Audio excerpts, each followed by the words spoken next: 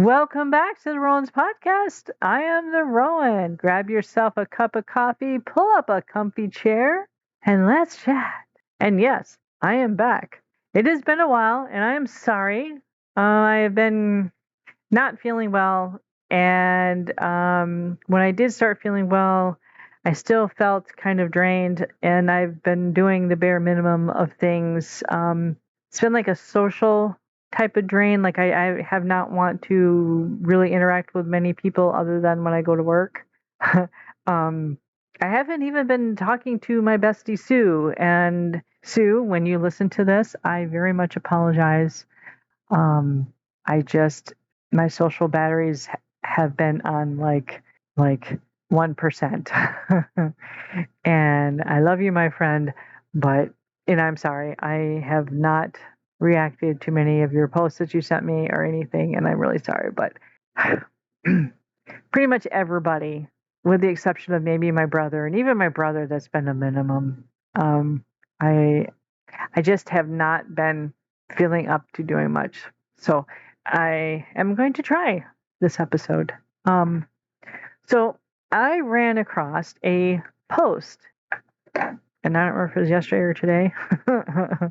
I think it was today, actually. Actually, yes, it was today. And it really hit me because it's something I've been thinking about a lot. And because I wanted to talk to my boss. Okay. I have been wanting to talk to my boss about supports. I've been wanting to talk to other people around in my life about my support needs. They're very minimal, but there are some things that I would like to have support with. Um, but yet, because of this and what's in this post, this is why I haven't done it. This post is actually by I get a bunch of ADHD and autism posts, so they've come up randomly. Um, the algorithm shoots them to me all the time. Gee, I wonder why. Okay, so this is by Kojo Sarfo. I don't know who that is, but I hope I said their name correctly. This post says the hardest part about having ADHD is that the symptoms sound like excuses to everyone who doesn't have it, including sometimes yourself. And for those of us who've been diagnosed, late diagnosed, living all of our lives, hearing people tell us, oh, that's just an excuse. Oh, you're just being lazy. Oh, we always forget sometimes. Oh, we are, whatever, things like that. Stop being lazy. You're always being late. You're whatever. Crab nest for whatever our symptoms are. And when we try to explain, oh, it's just an excuse, especially now, if we try to explain to, the people in our lives, well, hey, this is why. It does sound like an excuse. It really does. Well, I was just diagnosed with ADHD, and well, because I'm being late all the time because I have time blindness, so time management skills are really hard, and so that's why. Yes, it does sound like an excuse. It is not, but it does. And I've tried to tell my husband it's not an excuse, it's a reason, an explanation, not excuse, it's explanation as to why I am late. Now it is up to me to find supports or the skills or the ability somehow to learn time management, somehow to help myself with it. It's up to me, but it is not fair for me to tell other people, well, just live with it because this is my disability and I'm always going to be late. And then I never do nothing about it. I never find supports for myself. I just use it as a crutch, and I refuse to do that. I refuse to use it as a crutch. And that is why a lot of times I am afraid to talk to people about what my supports need are because of, I'm afraid I'll be looked as, as a crutch or an excuse. But I have noticed, and I don't know if anybody else has noticed this, and this is a thing that when you're late diagnosed and you finally do get your diagnosis, that you get the ADHD and autistic skill regression, which becomes about because now you're unmasking and now you're losing some of your skills because you're unmasking and you're no longer pretending and you're no longer fighting through, and you are losing some skills. I don't think it's a permanent skill loss. I think it's just you're adjusting to your new way of living, the new way of being you.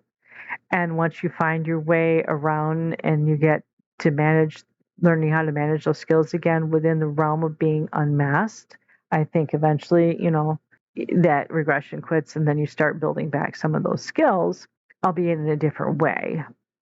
But the whole process can look like a bunch of excuses.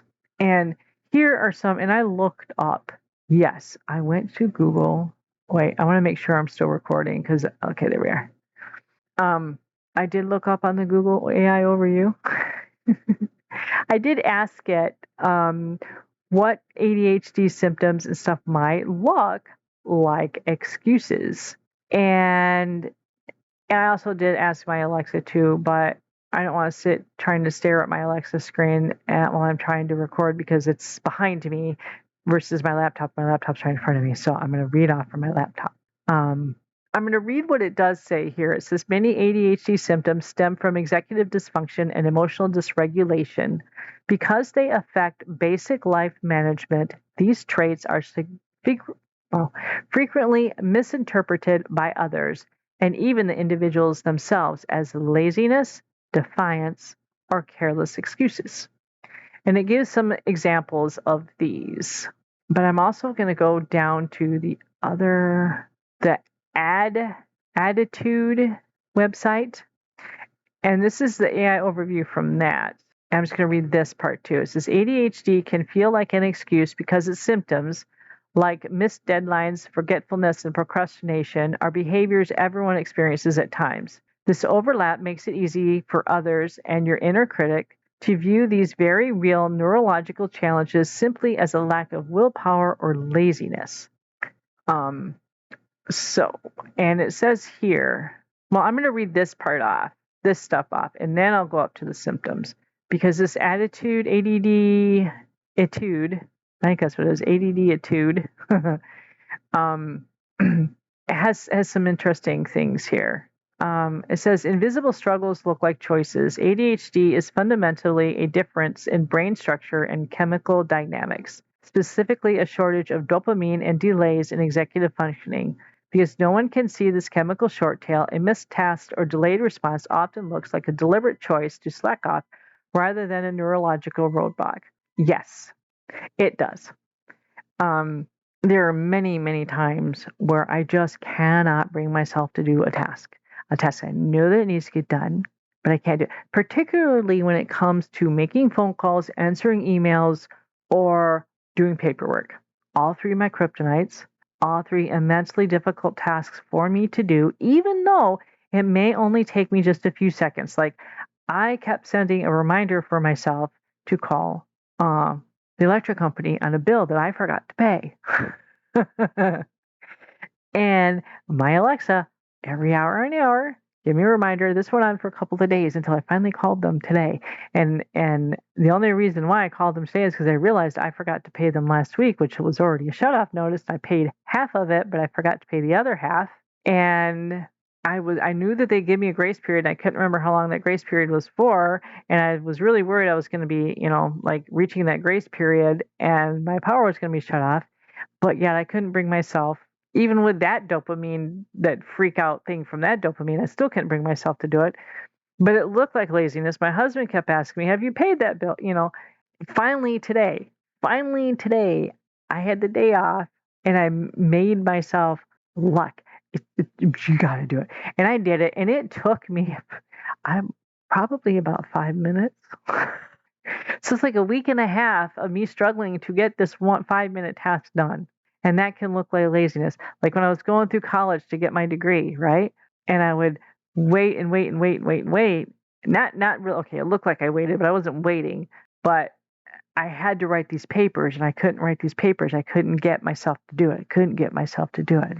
And finally, the last day would get here, and I had 3 papers to do, 10-page papers with APA and all the other goody two-shoes and everything else going in with it. All the research yet had to be done. This would be like a routine thing for me. I would wait and wait, not wait and wait, but I just couldn't bring myself to do it. I knew it had to be done. And then when I finally hit the day it had to be done, hold my beer, man, and I would get it done. Things like that. And it looks like laziness. Now, I have a child who, the same thing, my husband is convinced this child is just lazy. But I see that ADHD in him. He had like the severe hyperactive part as a child. Now that he's an adult, the hyperactivity is kind of lessened, but he still has the rest of it, and he still has that thing. He also has the demand avoidance thing bad. So that coupled with the I can't do it, I can't do it, I can't do it, I can't bring myself to do it, but oh wait, you just told me to do it. I mean, he's flat out told me I was gonna do it, like I was just getting ready to do it, but you told me that I had to go do it, so now I don't want to do it. He'll flat out tell me that.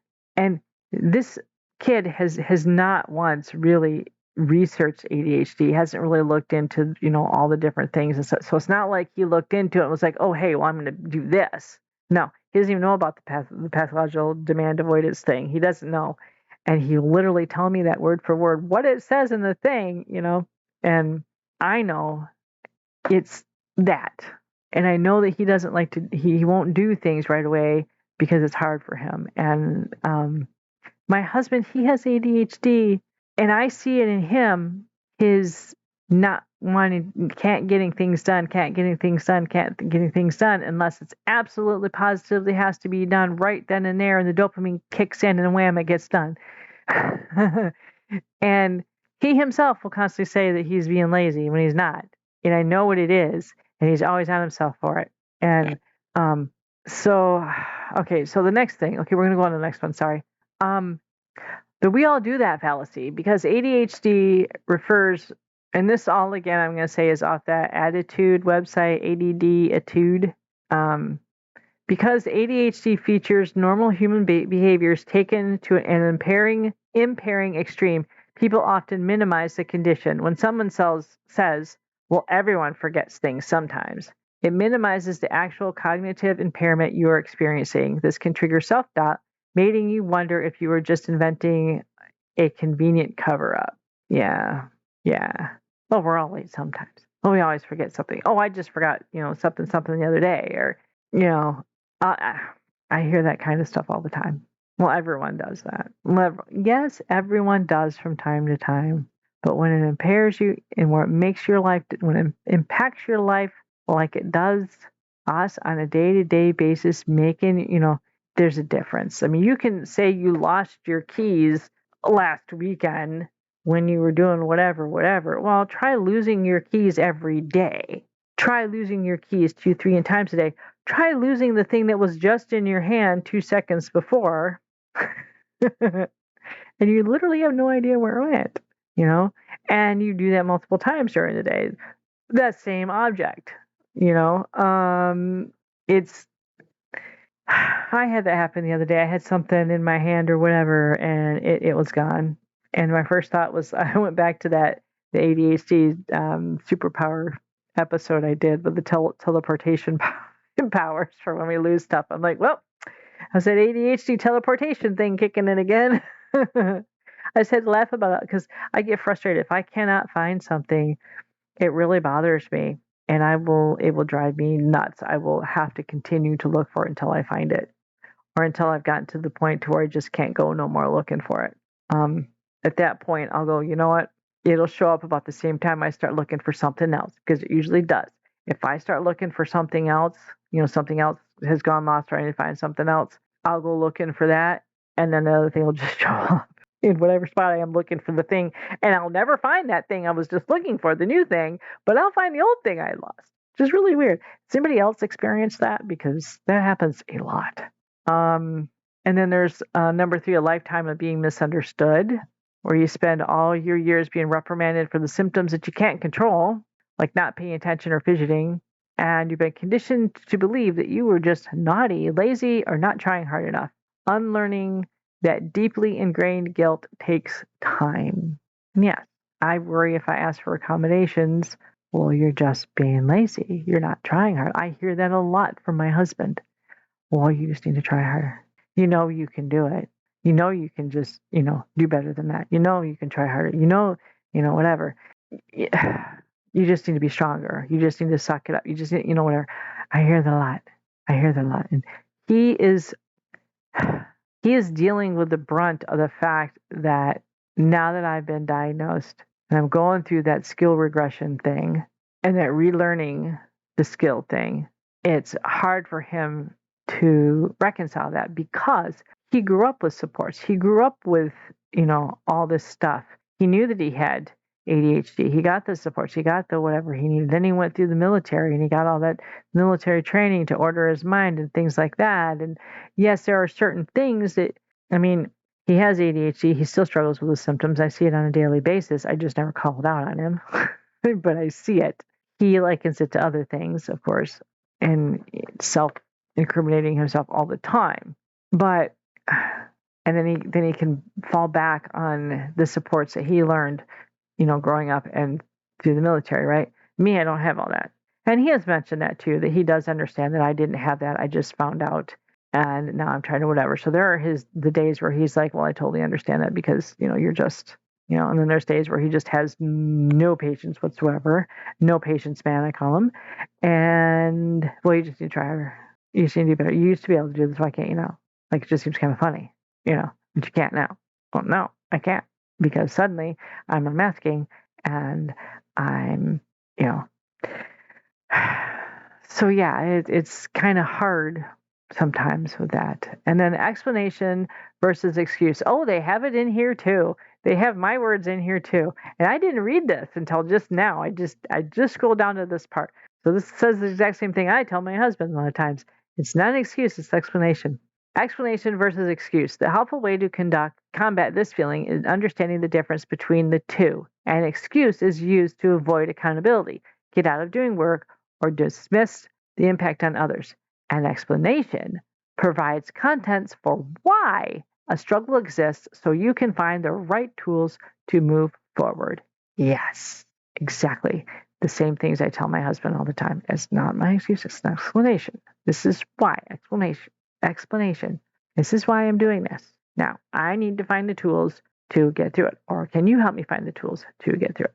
But again, I would like to talk to my boss about getting supports at work, and I'm still afraid that he won't take it as an explanation. He'll take it as an excuse. Ooh. I am running short on time. So we're going back to the symptoms.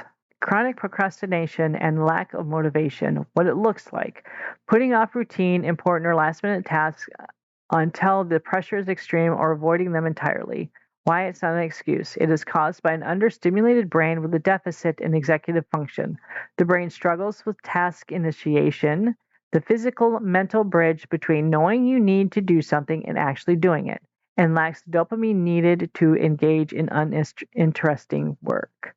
Yes. Or when the dopamine runs out, when you've been working at a task and you've done really, really good at it, and then your dopamine runs out because you're getting bored with it, and then suddenly your productivity plummets, and your boss is like, well, I don't understand. You were doing really good before. What's going, why are you suddenly not, why are you not? Because I get bored. I got bored at work. I was so bored working nights because it was the same shift over and over. It was the same thing over and over. Stock the shelves up to a certain time of night. At a certain time of night, then I had to do this. And after that, I had to do exactly the same every night. So bored. But then situations happened with my family and this and that, and I had to switch to mornings. And when I was working nights for all them years, then the dopamine wore off, and my productivity went down to nothing. It was tanked. I don't know why my boss kept me, because I wasn't keeping up to standards. I know I wasn't. I got switched to mornings because of family situations, and lo and behold, it's new, it's fresh. I'm doing something different. That and the fact by the nighttime, by 3 o'clock, I'm getting old, okay? I'm almost a senior citizen. So when at a certain time at night, I do tend to get tired. My productivity is going to go down too. Okay, that and the dopamine is gone from work. But now, in the morning, I work in the morning, get out early afternoon, I get a lot of stuff done. Plus, different routine. Every morning, different routine. Well, not every morning, different routine, but it's different than the every night routine. Their morning routine is different. I guess it is different every day because we have different vendors that are coming in and dropping off stuff every day. Well, not every day, every other day. And so it's different. There's different things. Eventually, probably if I stay in morning shift for the next 3 years, it'll probably be the same way. I'll probably be like, crap, same shit over and over. Sorry, I swear. But okay. But yeah, if once it becomes uninteresting, if something becomes uninteresting, it's just our motivations is toast. Chronic lateness, what it looks like. Consistently arriving late to meetings, social events, or appointments. Why it's not an excuse. People with ADHD often experience time blindness, the inability to accurately gauge how long tasks take or feel the actual passage of time. They may also hyperfocus while preparing to leave, losing track of time entirely. Yep. Always late, all the time. Ever since I was a kid, my dad used to complain about me late all the time. All my relatives would complain about me being late all the time. My husband, we've been together about 20 some years, complained all the time I was late, all the time. I have gotten better at it. Very rarely am I late anymore now because I've learned different management tasks to do it. Although I have found a little bit now, since I've been using the same ones over and over and over, I am starting to be late again, like especially when it's to work. But I have noticed, though, if I stick to the same routine in the morning, I do everything the same exact way in the morning, then I'm okay. I'm okay. But if one thing or another thing changes that routine, then I'm all messed up. Then I can't get into the same, whatever, like keeping track of time. Yeah, time blindness and keeping track of time and knowing how long. So yeah, those are big things. And people don't, society, and it's understandable why society expects everybody to be on time and you have to be, because that's, if everything is set to a certain time, everything has to work like clockwork, everything, I understand that. And I also understand, like with me, if things are out of order or things get pushed back or things get changed, and it changes my whole routine and everything. So if we're dealing with each other, even like as neurodivergent community, say we expect things to be at a certain time, and one of our other people here is running late, and it pushes off everything that messes them up and stuff, I can see that too. But I can also see where neurotypicals, where they have to have, hey, this is at this time. It better, it's 8 o'clock. You have to be here at 8 o'clock. It messes them up and annoys them, and I get it. And like businesses, they have to have things running on time, things like that. I get it. So it's very important. Having time blindness is a very big issue for the way society runs. Very much time dependent. Society is very much time dependent. And it does look like it's an excuse. Like the one person who had their little meme there about how her boss should let her be late every day to work because she has time blindness, so it should be allowed. That, I don't know what her deal was. I don't know what her thing was. And I'm not disparaging her because her life circumstances might be a certain, might be something more going on than just this. So, I wish her well and everything. But that to me is an excuse. And it's using it as a crutch. And I will never use my disability as a crutch. That right there is the definition of using your disability as a crutch, because I have time blindness, so therefore I can be late to anything, and I don't care what anybody else thinks or what they're, you have to run a business, and the business expects, like if I'm late to work, I open in the morning sometimes. If I'm late to work, that makes the business open late. Okay. And if the business opened late, then okay, first off, they're losing money. Customers are getting upset. And it looks bad on the company. So it is up to me to find my supports to make sure I get to work on time. Now, thankfully, when I mean I'm late to work, it's only usually about 3 or 4 minutes late. And it's not because, and I'm not late to open the store. I'm just late getting there to do all the pre-opening stuff, which means I have to quick like a bunny at work, do everything I need to do, cut corners here and there so I can open the store on time. That's what that means, which makes my job harder in the morning. Okay, so forgetfulness and not listening. What it looks like: forgetting commitments, misplacing keys, or seeming to completely tune out someone while they're speaking. And I do want to say something, but let me read the rest of this. Why it's not an excuse. Working memory deficits make it difficult to hold information in the brain long enough to act on it. This isn't a lack of caring. It is an involuntary inability to filter out out background distractions or actively retain fleeting thoughts. Yes. 2 things on that. The first thing is, I tend to do a lot of dolphining when people are talking to me. If you know what dolphining is, most of us should know what that is, where you're having these random thoughts as people are talking to you and they're all interconnected to what they're saying to you, but it can lead you off in a totally different direction, and then you could just come up with this wild thing to say to them that's totally in their mind comes out of the blue because they don't know. I mean, you could be talking about George Washington and then suddenly, or they could be talking to you about George Washington, and suddenly you could be like, "Oh yeah, the color of white is kind of cool color, isn't it?" And you'd be like, "What? What? Where?" Or did you know the color of white is not a color? And they're gonna be like, "Oh, where did that come from?" And it could just be, "Well, you said George Washington, and didn't I thought I saw a picture of him one time wearing a white wig, and so I thought about the wig being white, and that's really not a color. It's that type of thing." And it can make people think that you're not paying attention to them, but you actually are. You were listening to them. It's just your brain is like going off on the side quest. um, but the other thing I wanted to say, which was the thing that popped up in my head about like not paying attention, is like people. And this may not seem like an excuse. This is probably not along the excuse line, but it's something. There, I dolphined this. Is that people expect you to look at them when you're talking to them, look at them in the eye, look at them in the face. I can do that, but a lot of times, particularly if it's important, I won't if it's important. Like my husband will try to be talking to me and he'll want like it'll be important to him, whatever he's getting across to me. It'll be important to him. And if I'm trying to listen, I won't look at him. And he'll be like, "Well, you need to look at me. Look at me. Look at me." And I look at him, and it just makes it so much harder for me to listen. Look at him. No, I can't. And he doesn't understand. It's more of a struggle for me to listen to him looking at him than not. And if I'm talking to someone and it's important, I may not look at them. I won't. A lot of times, I won't look at them in the face. I will look away and I will talk because I cannot. It's easier for me to focus if I'm looking away, like off into the whatever.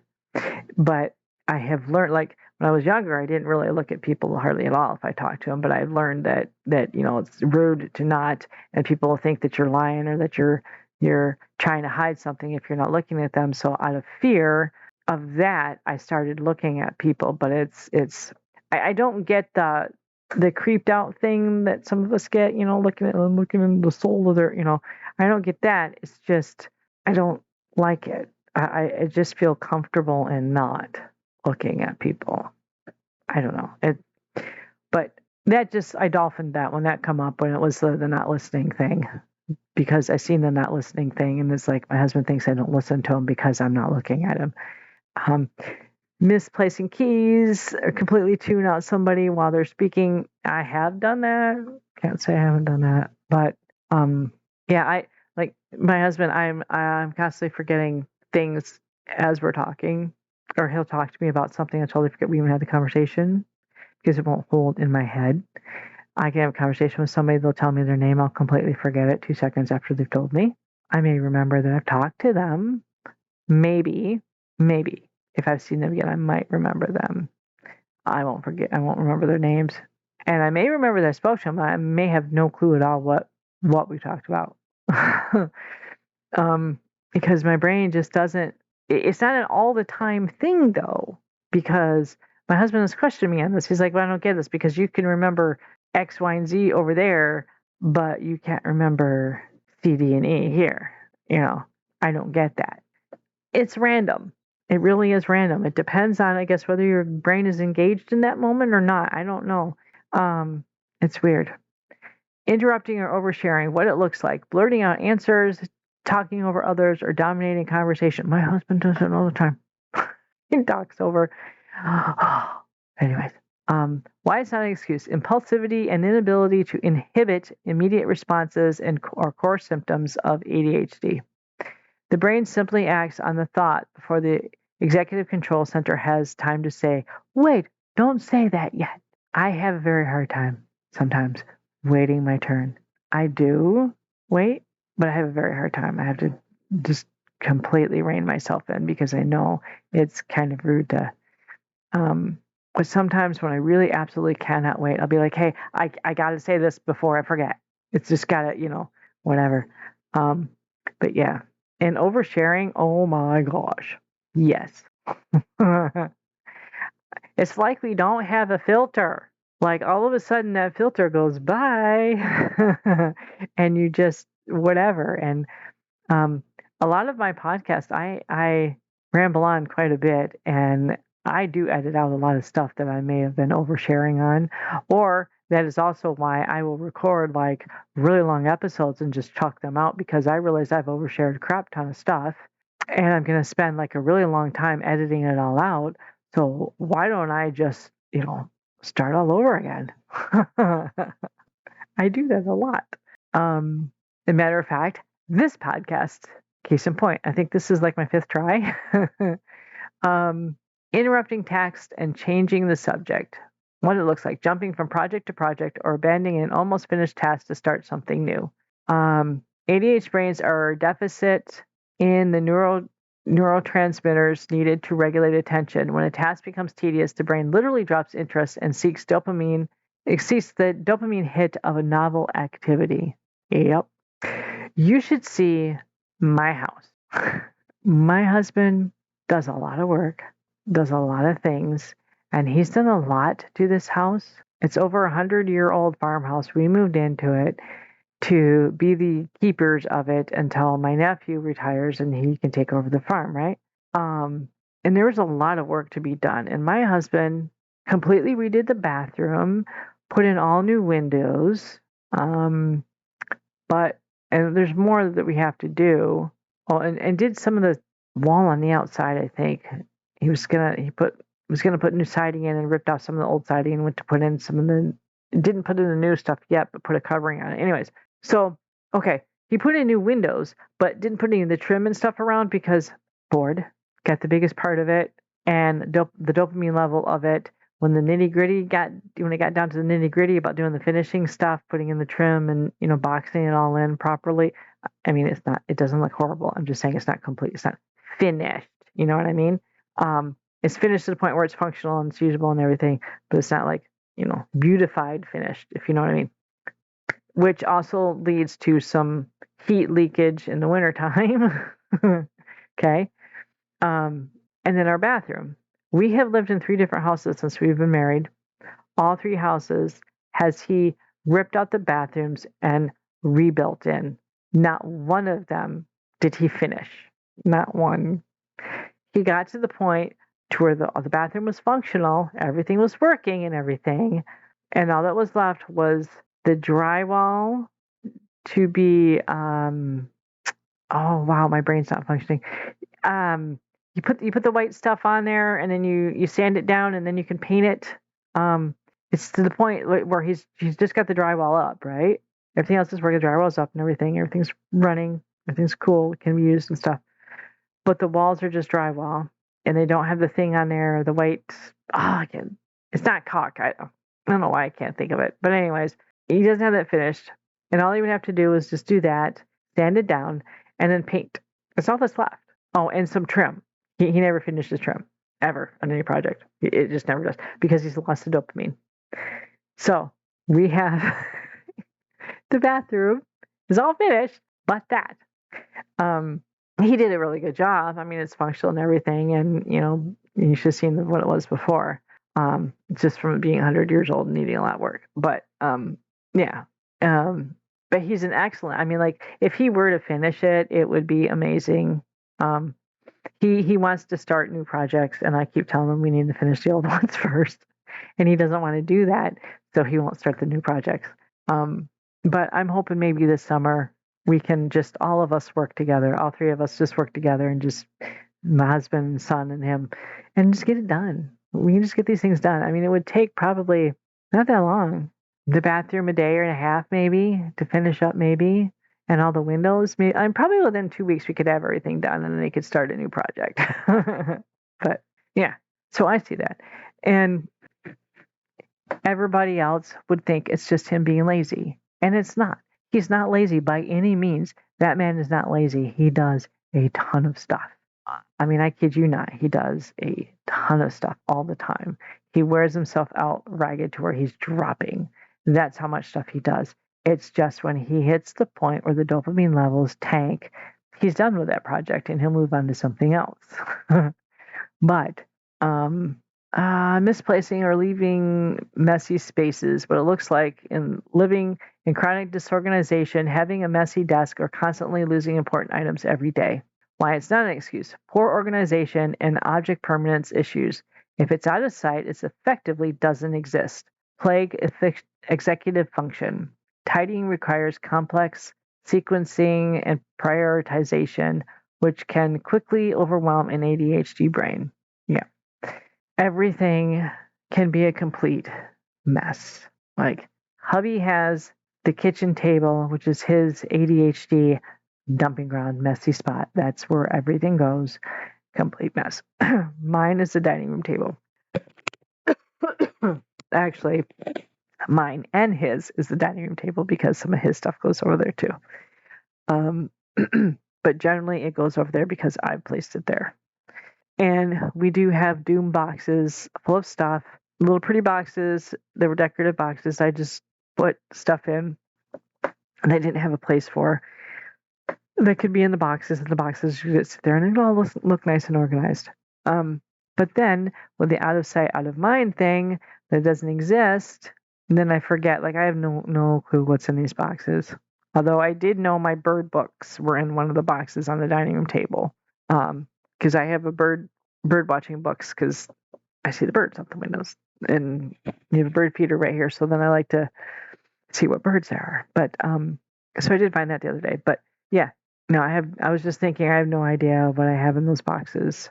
And a lot of times if I put stuff away, I will not wear it. It's like my husband, whenever we would buy like a new vehicle or something like that, he would tell me, over the years, here, you take the title and you put it away. I don't know how many titles I've lost. I finally got to the point where I was like, you know what? Because he would get upset because he couldn't find them. He'd have to apply for a new one, or I had to frantically search the whole house for the title. So I finally got to the point, you are the one. I will not touch these titles at all. You are doing the titles.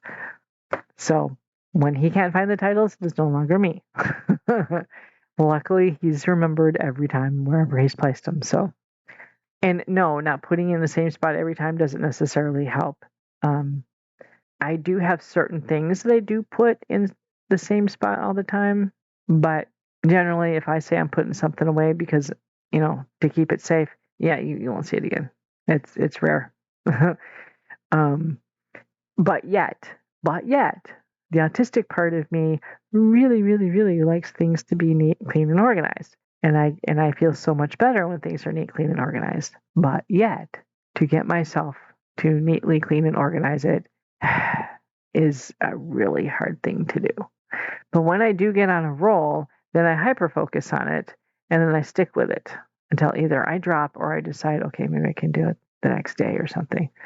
Or I'm satisfied with it.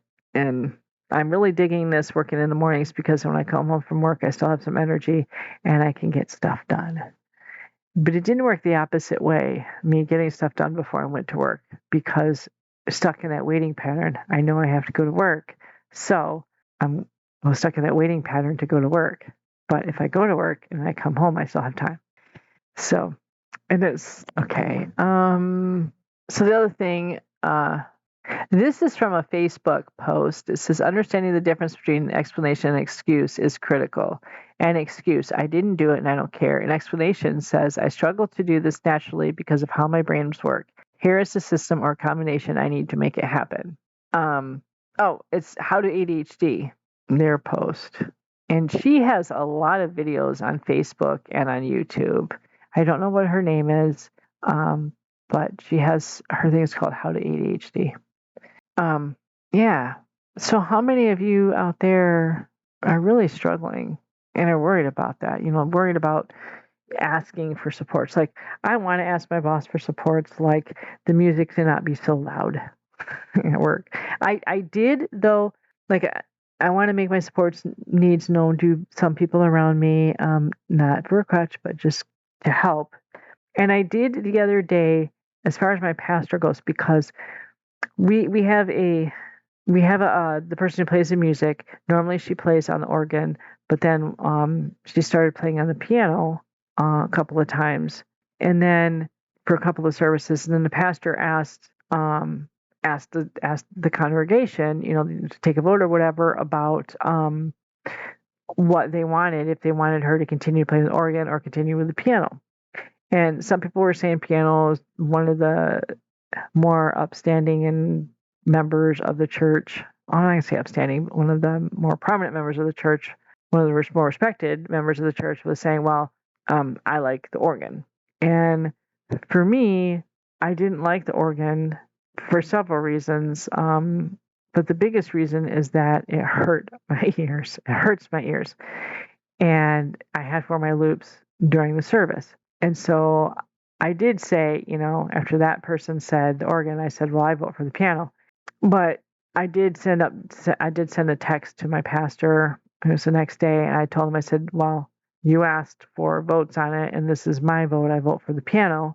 And I said it was because the organ is very loud, and I'm noise sensitive, and the piano, it feels like knives stabbing my eardrums, and it hurts, and I have to wear my loops during church.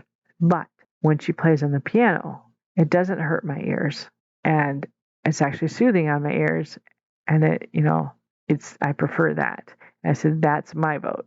And he just said, thank you.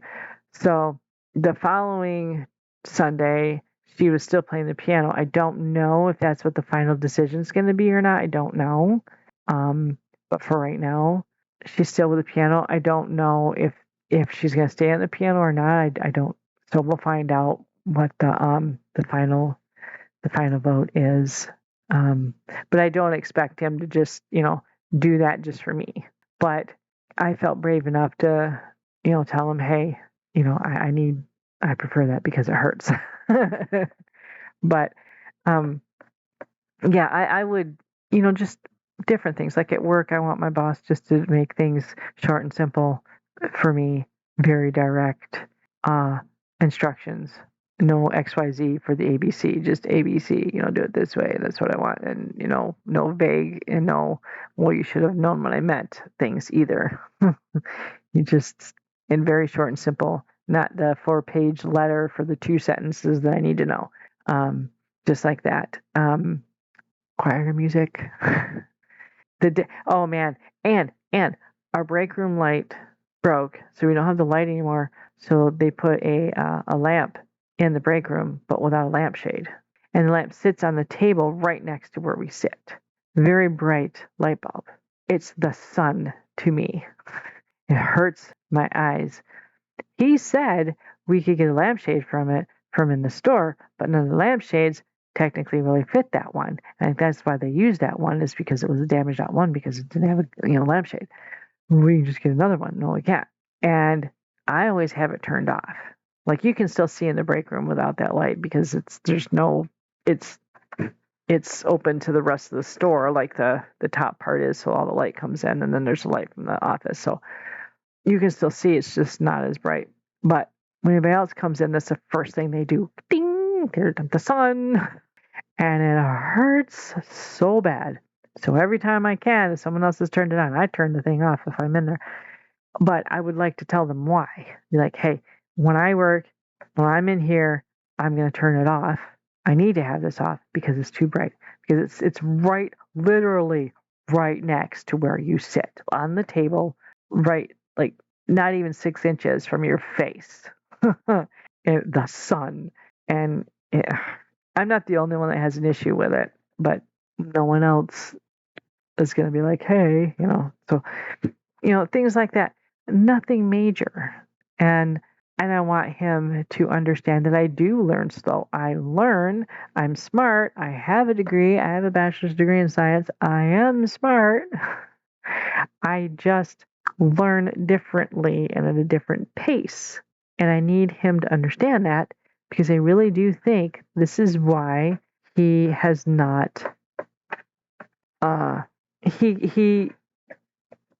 he won't train me up to the level of where I should be at. And I think that's why, because he sees that I'm learning slowly, but I think he doesn't realize why I'm learning slowly. I think he thinks I'm just learning slowly because I'm just, skiving off of work, or that I don't know, I don't know what it is. I think he just thinks I'm just being a problem employee. And I'd like to talk to him and be like, hey, this is, why I need to do these things multiple times to stick in here, because I do have a form of severe inattentive ADHD. I do not hold on to things well.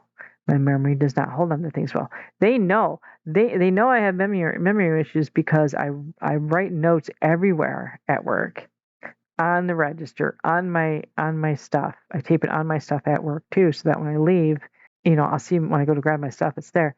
I tape notes to the notes that my boss leaves. When he tells me I have to tell someone else when they come in, well, then I write the note down and tape it to their notes so that they, or sticky note it to their notes so that they have it, so I don't forget. Because I've come up with that before, like at the end of the shift. Oh, hey, I forgot to tell you. He get a little upset. So I would like him to understand that I'm not just being whatever. But then I worry, that, hey, well, now I'm a problem employee, or I've got this excuse, or that, oh, well, or the typical, oh, hey, well, he used to not be this like this, and now suddenly you are because, you've been diagnosed. I don't want that conversation, I mean, I don't have the energy for it, for one thing. I don't have the energy to try to explain myself. And I don't feel like I'm almost 60 years old. I should not have to explain myself to a 20-something-year-old. And not that I feel like I'm better than them, but I just don't think I should have to sit there and explain. It should just be, okay, what can we do? Not, just let's do it this way. And it's not that hard, the music down to it can still be up to where they can, but it doesn't have to be so blaringly loud that I can't even hear the customers talk, and I have to have the earbud in my ear so loud, cranked loud. The thing touching my eardrum has to be cranked loud in order for me to just hear it. When your speaker outdoes that, that's bad. And I was so drained when I got home. I could not handle it. And I wanted to leave work. I wanted to leave work because it was so bad. It was so loud. And it was such a hard time working at it. I don't know if anybody else out there is going through that, where they want to convey to other people their needs, but they're worried or they're scared about how other people are going to take it. And I know on my other posts or my other episodes, I'm encouraging people to unmask, encourage them to be themselves. And here I am, confiding that I worry about it too, and I'm hesitating because I worry about it. It's that, and also I don't have the social energy to explain myself. A lot of times I just feel like, what, it's too much effort. I might as well just, like I wanted so much to go to my boss yesterday and tell him to not turn his radio down. I can't handle this. This is too loud. This is overwhelming me. I can't do it. But then I just was so drained from fighting that noise. I couldn't do it. I didn't have the social in me to just be like, to even begin to broach that subject with him. And then on top of it, our district manager showed up, and you would think the district manager would be like, hey, that's a little loud, but nope. The district manager was just fine with it. Oh my goodness. I don't know. I don't get it. But I'm sorry. We're ragging on about my work. But I'll probably edit that out. I don't know how long it's going to be before this episode's out, because I have a lot of listening to do, a lot of editing to do, and I don't know if I'm going to do that tonight. I probably should. Ooh. And that ooh was I picked up my phone and I actually started doom scrolling while I'm doing this podcast. Sorry, I'm not even sure. Oh, I know what it was. I picked it up because I was looking at the post that I started this podcast from, and then somehow or other this went on to Marketplace, and I don't know how I did that. And then I was like, oh hey. Oh man, I just saw a new post too. This is kind of cool. Oh, and it's by the same person, Kojo Safro. The problem with fake it till you make it is neurodivergent people fake it so hard they forget what it even was. Yep. I should really follow this person. Oh, wait, there's another one. Same person. Neurodivergent people can detect one weird tone shift in a text message from 6 states away. Yeah, yep. I'm getting a lot of things from them. So, okay, I am doom scrolling. Quit. Maybe that'll be an episode, a doom scrolling episode. Maybe I'll do that. That actually sounds like a good idea. Do a doom scrolling episode. That would be fun. Although I am actively trying to not be on my phone as much because I really do think that is a very bad thing. I think we all have become a little bit too attached to our cell phones. Maybe I'll do. Yeah, I think I might do a doom scrolling episode. Maybe. I seen a post today about, and it was something I myself have been thinking about too, about how phones are starting to become idols, and we're living too much, too many hours, too much time on it. So it's almost like we're worshiping it, and I agree with that. But I noticed when I went through Advent and I wasn't on my phone as much because of Advent, I noticed that I spent more time when I had that thing there that I can't. Then I was with my journal a lot more. But I've noticed since Advent, or not Advent, wow, not Advent, wow, my brain is not functioning right now. The 40 days where you give something up just before Easter. Why can't I? Lent. There it is, Lent.